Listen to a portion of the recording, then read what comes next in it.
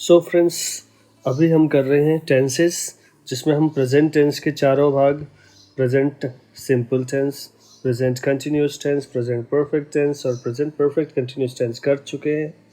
इसके साथ ही साथ हम पास्ट टेंस के भी चारों टेंसेस कर चुके हैं।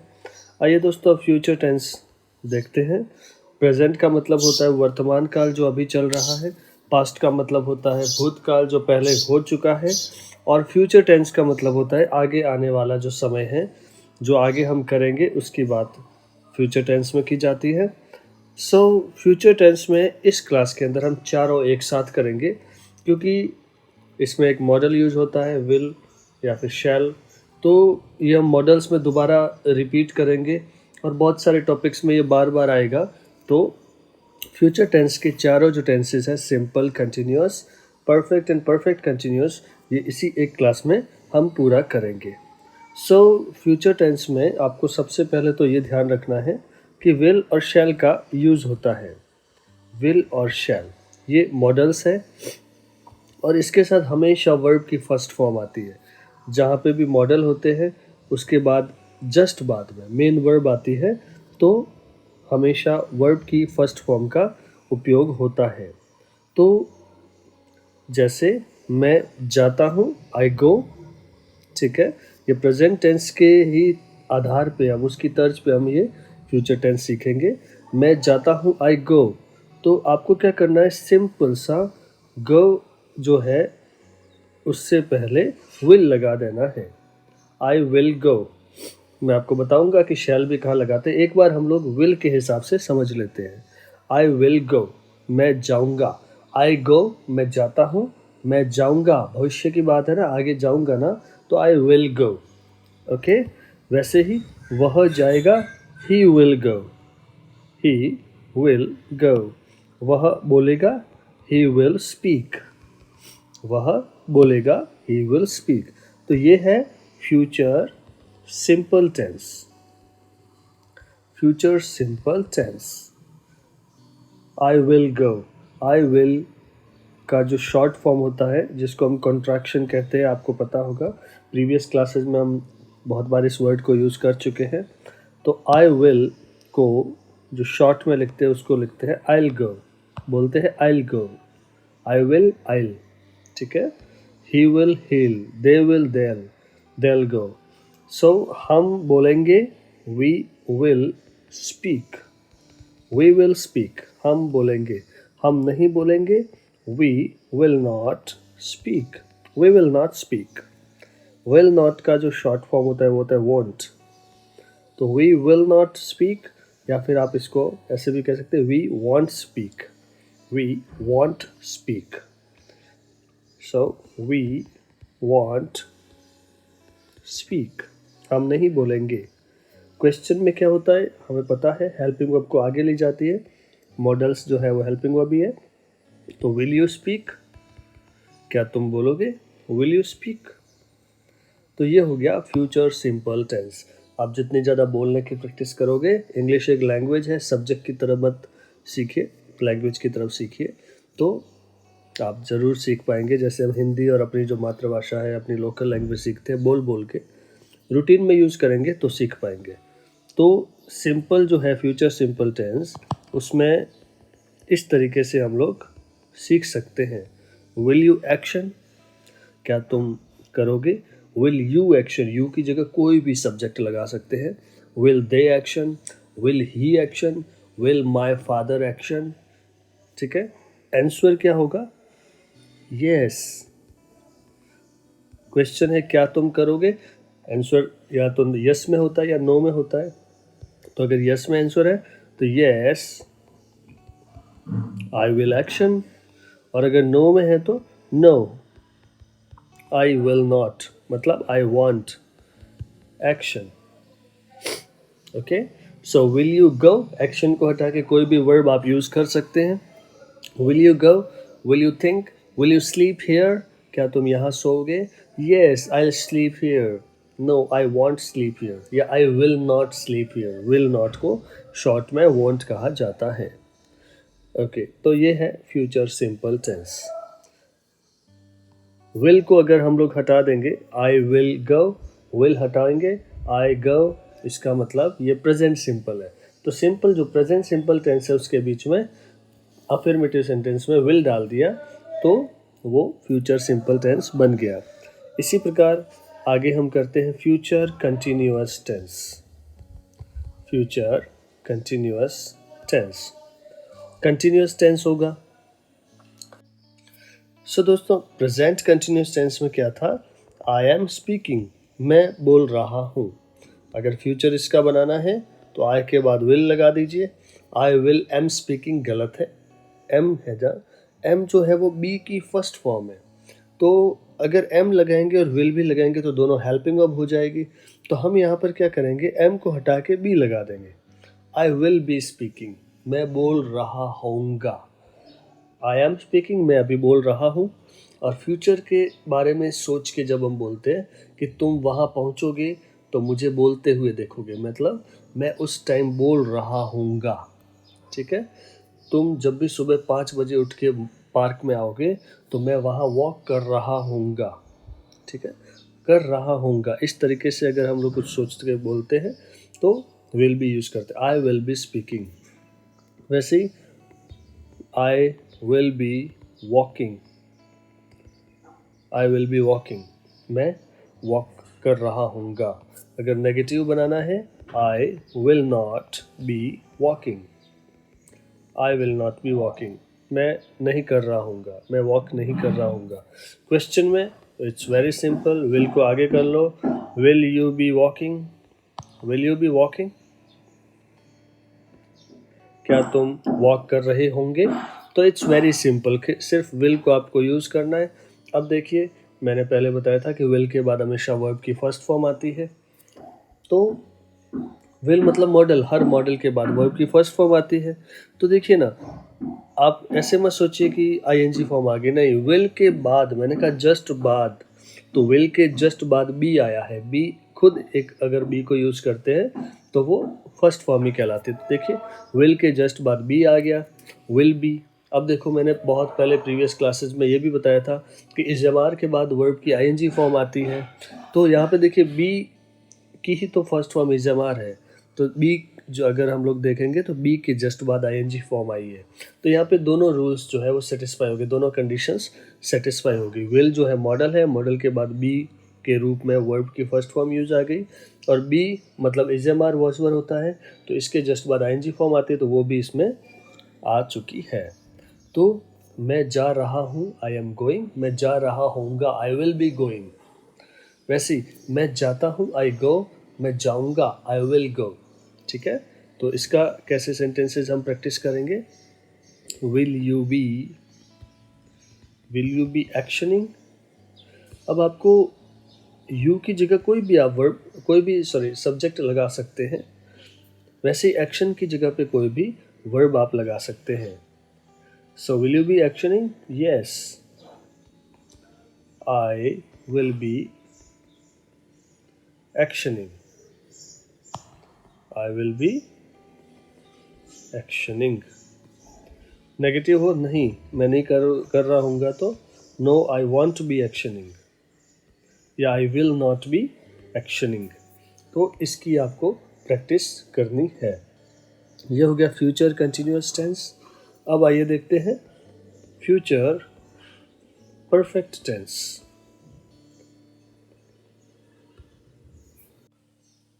प्रेजेंट परफेक्ट टेंस में क्या था, हैज़ हैव का यूज़ होता था।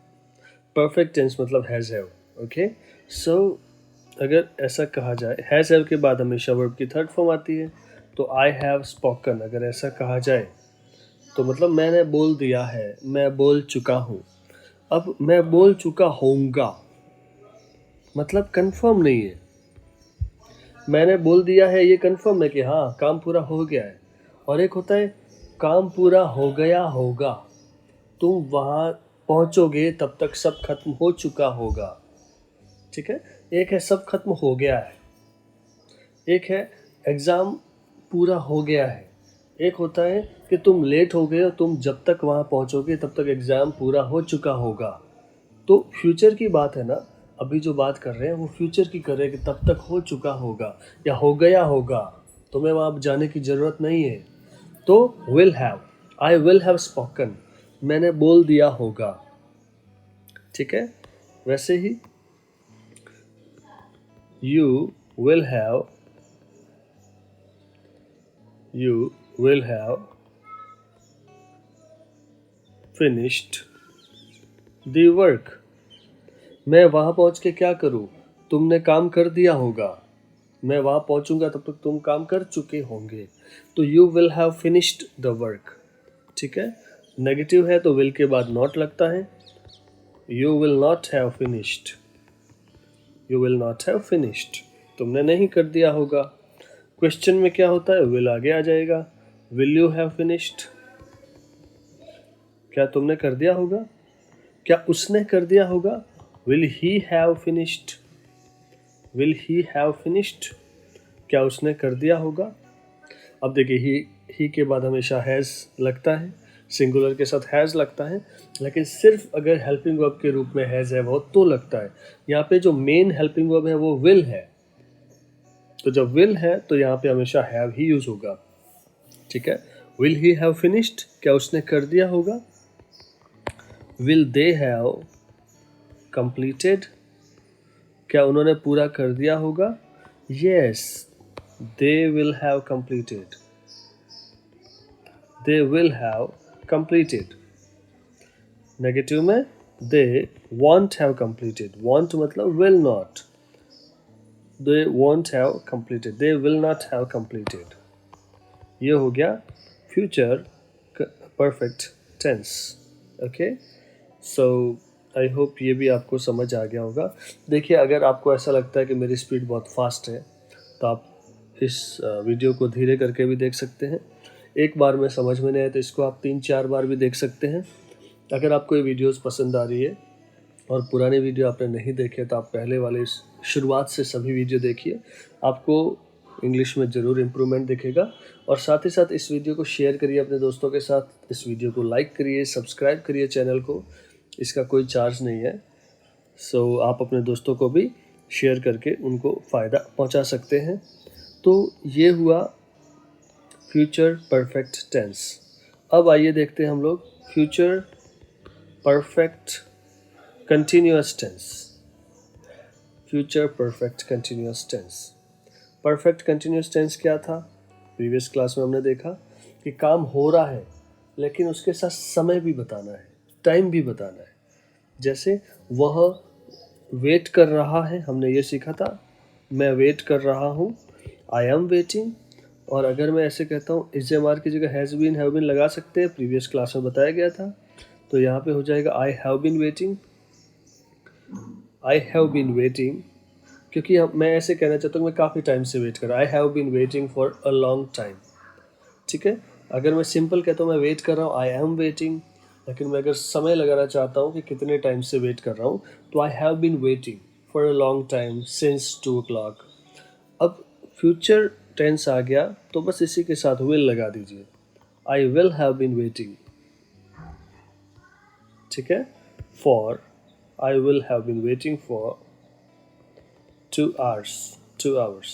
ठीक है, मैं 2 घंटे से वेट कर रहा होऊंगा, तुम इतना दूर हो, मैं तुम्हारा, जैसे एक डायलॉग है, हम लोग बात करते हैं तो अगर जैसे मैंने आपको बोला कि तुम यार कल वहाँ पर मेरा 2 बजे वेट करना, तो कि मेरी बस थोड़ी जल्दी है, मैं 12 बजे वहाँ पहुँच जाऊँगा, तुम 2 बजे तक पहुँचोगे तो मैं 2 घंटे से वेट कर रहा होऊंगा, तो मैं इतना जल्दी वहाँ पहुँच के क्या करूँ, तुम थोड़ा जल्दी आ जाओ, है ना।